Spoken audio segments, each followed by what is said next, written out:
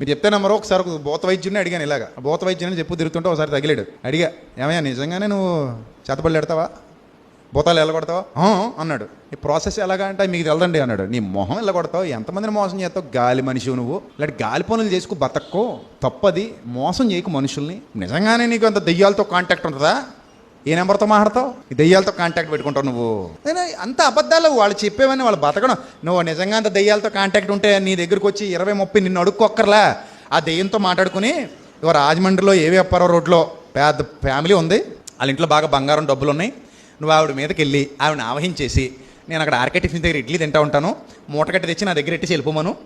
అలా పట్టుకొచ్చేద్ది, ఏం ఎరగనట్టు పట్టుకొచ్చేసి అక్కడ పెట్టేద్ది, పెట్టేసి తాటా చెప్పి వెళ్ళిపోద్ది. వెళ్ళిపోయి ఇంటికి వెళ్ళిపోయి మామూలు పడుకుంటుంది. అప్పుడు వదిలేద్ది దెయ్యం. అయ్యా అని చూసుకుంటే బీరో ఖాళీగా ఉంటుంది. వీడికి వచ్చేస్తాయి కదా డబ్బులు. అంత దెయ్యాల మీద అధికారం ఉంటే ఆడు గాలుడు అనమాట. అందుకని ఇద్దరు 100-50 కోసం